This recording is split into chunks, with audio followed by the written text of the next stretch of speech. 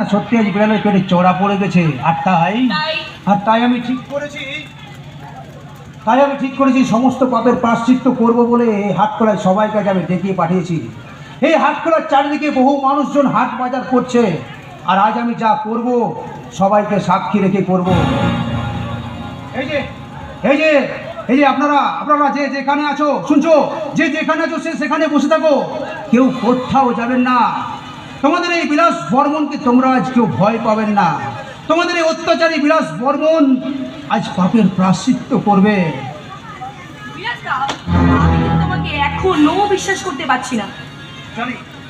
জানি ফুলকি, আর জানি বলে জানতাম যে আমি ফোন করলে তুমি তো আসবে না, আর তাই তো আমি অপরাজিতাকে দিয়ে ফোনটা করেছিলাম। হ্যাঁ, সেই কথা অনুযায়ী আমি ফোন করলেও আমার মন থেকে কিন্তু কিছুতেই সায় দিচ্ছিল না। কিন্তু পরে বুঝলাম ফোন করে আমি কোনো অন্যায় করিনি। কি ফুলকি, তোমাকে বলেছিলাম না তুমি এখানে এসো, তোমার কোনো অসম্মান হবে না। কি এবার খুশি তো? হ্যাঁ, আমি খুশি। বিলাসদা আমার দাদার মতো, তাই আর 5টা মানুষের মতো বিলাসদা যদি সুস্থ জীবনে ফিরে আসতে চাই বোন হিসেবে আমি তো খুশি হবই।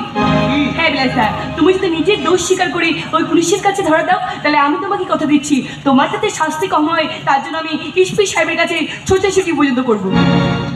কোথাও যেতে হবে না রে ফুলকি, কোথাও যেতে হবে না। যদি পারিস তো ওই ভাই ফোটার দিন আর রাখি পূর্ণিমার দিন একবার আমার সাথে দেখা করে আয়। হ্যাঁ, এই স্বপন, আয় তখন আমার সাথে সারেন্ডার করতে হবে। আয়। আমি সারেন্ডার করব?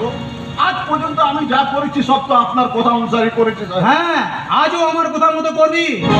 তুষার বাবু, নিন হ্যান্ডকাপ পরা নিন। টানবেন কেন? এখনকার দিনে আপনার মতো ঘুষখোর পুলিশ অফিসাররা আসামির বাড়িতে হ্যান্ডকাপ নিয়ে নয়, যাই ফাঁকা মানি ব্যাগ। তুমি ঠিক বলেছো ফুলকি। আমার নিজের চোখকে তো বিশ্বাসই হচ্ছিল না। আমার তো বিশ্বাসই হচ্ছিল না যে তুষারবাবু আমাদেরকে অ্যারেস্ট করতেই পারে না, কারণ উনিও তো আমাদের মতো সমান দোষী।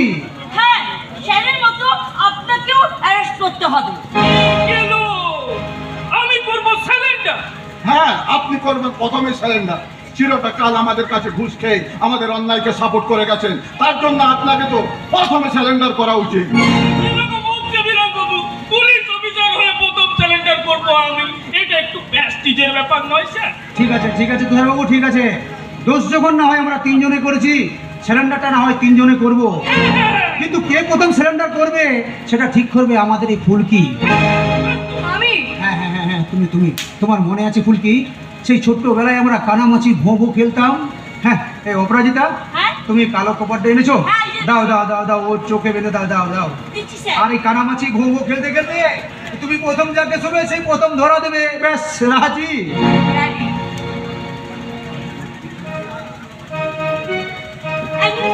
আমি পুলিশের চোখে কালো কাপড় বেঁধে দিয়েছি, এবার আপনারা খেলা বেশি শুনে করুন। তা অবশ্য পারি, কিন্তু তুমি এখানে দাঁড়িয়ে কি করছো?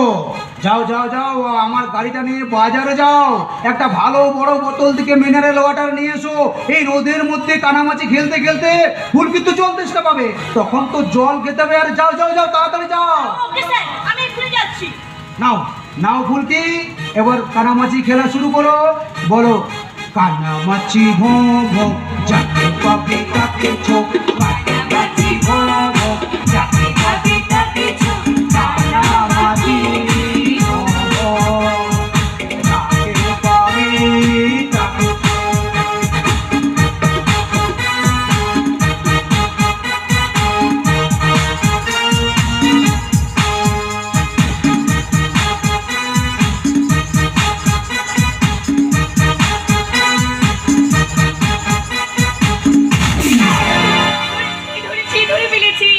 প্রথমে আমাকে ধরলি ফুলকি? যখন তোমাকে ধরেছি তখন তুমি ধরে দাও। ধরা তো আমি দিয়েছি ফুলকি, এবার তুমি আমাকে ধরতে দাও। সালোয়ার কামিজটা খুব সুন্দর, কে দিয়েছে বুঝি? সজল। হ্যাঁ, এবার তুমি ঠিক করে দাও, এটা তুমি নিজের হাতে খুলবে না আমি জোর করে খুলে নেব?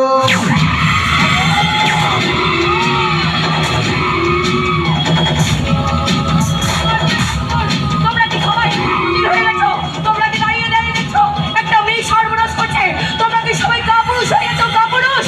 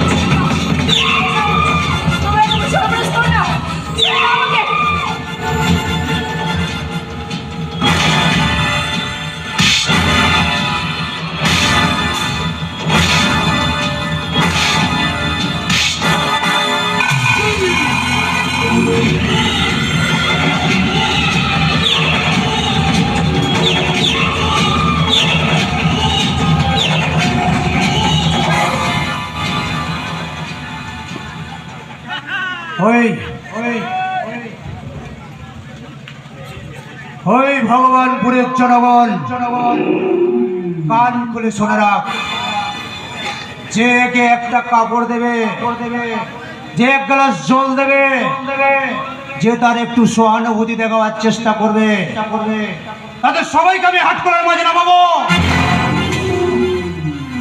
একটা কথা মনে রাখিস, সঠিক সময়ে ডাক্তার দেখালে কিন্তু বিষাক্ত কেউটে ছবলেরও বিষ শুকে যায়, কিন্তু আমার বেশ 7 জনমেও থেকে যায়।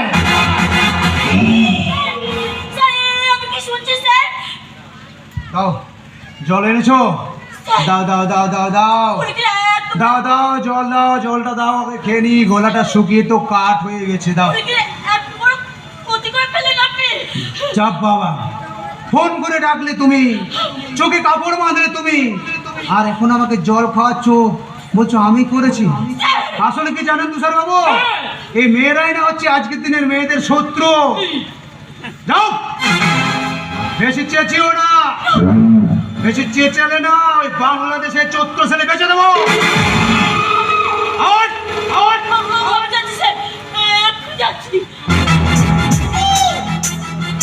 তাহলে বিলাল বাবু, এরপর আমিও চলি। এরপর না হ্যান্ডকাপ নিয়ে আসবো না, কিন্তু স্যার ফাঁকা মানি ব্যাগটা আমি নিয়ে আসবো। কেমন? চলি স্যার।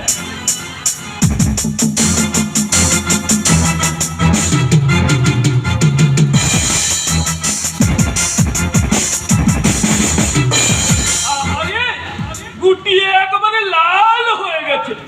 সুস্থ হয়ে ওঠো, তারপর আমি তো আছি। কেমন?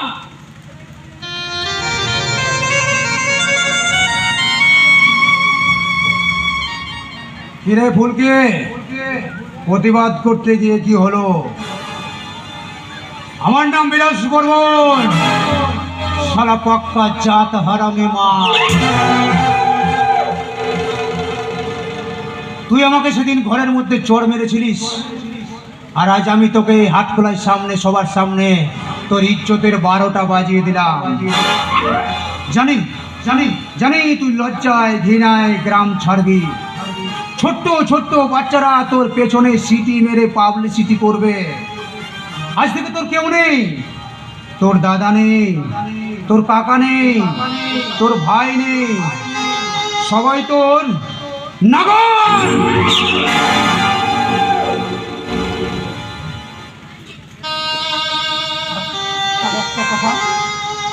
আর একটা কথা মনে রাখিস, ওই ভাই ফোটার দিন আর রাখি পূর্ণিমার দিন একবার আমার সাথে দেখা করে আসিস। কেমন? তুই আমার ছোট বোন, বড় আদরের ছোট বোন, তুই আমার ছোট বোন, বড় আদরের ছোট বোন, তুই আমার ছোট বোন, বড় আদরের ছোট বোন।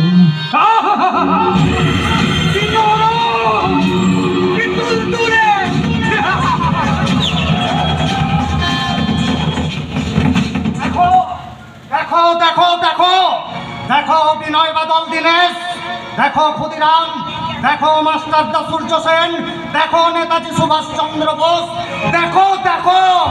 আরে কি হলো, দেখতে পাচ্ছ না তোমরা তোমাদের দলিত ধরিত্রীকে? কিন্তু আমি দেখতে পাচ্ছি। তাই তো এই নগ্ন ধরিত্রীর শরীরে জড়িয়ে দিলাম স্বাধীনতা।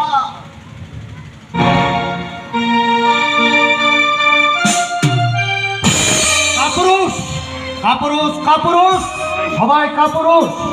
বিদেশি স্বৈরাচারী শক্তি ধরিত্রীর শরীরে লেপে দিচ্ছে কলঙ্কের শালী। তবু কেউ এগিয়ে আসবে না। আরে যা সারা তোরা চুড়ি পরে শাড়ি পরে ঘরে বসে থাক, আর মাইকে গান বাজিয়ে বলিস না যে তোরা স্বাধীন। আরে যা যা যা। তুমি চুপ করে আছো কেন? ওঠো ওঠো, আরে ওঠো বলছি, আরে ওঠো, তোলো শব্দ, ওঠাও হাতিয়ার, আগুন করে শুরু করো। আর এক স্বাধীনতার যুদ্ধ। তোমার ঠোঁটের কোণ থেকে যে রক্ত বেরোচ্ছে সেই রক্ত দিয়ে রাঙিয়ে দাও এ সভ্যতার মাটি। তোমার চোখের কোণ থেকে কালি মারিয়ে লেপে দাও জনগণের মুখে। এ লজ্জা তোমার নয়, এ লজ্জা সারা সমাজে, এ লজ্জা তাদের যে সমস্ত মহাপুরুষরা চেয়েছিল এক পরিষ্কার ভারত। এ লজ্জা তাদের যারা নিজের জীবন দিয়ে তোমাদেরকে পরাধীনতার হাত থেকে বাঁচিয়ে দিয়ে গিয়েছিল। হে কবিগুরু রবীন্দ্রনাথ ঠাকুর, সেদিনকার ভারতবর্ষ নিয়ে তুমি লিখেছিলে, মার অভিষেকে এসো এসো তোরা, মঙ্গল ঘট হয় নিজে ভরা, সবার পরশে পবিত্র করা এই তীর্থ নীরে। আজি ভারতের মহামানবের সাগর তীরে। আর আজ এই নারায়ণ পাগল একটা ধর্ষিতা মায়ের চোখের জল দিয়ে তোমার কবিতা চুরি করে বলছে সারা সমাজটা বিষে বিষে ভরা, মানবিকতায় ধরেছে যে খরা, শাসনে শোষণে ব্যথাতে ব্যথাতে ভরা এই তীর্থ নীরে। আজি এই ভারতের কলঙ্কময় সাগর তীরে, এই ভারতের কলঙ্কময় সাগর তীরে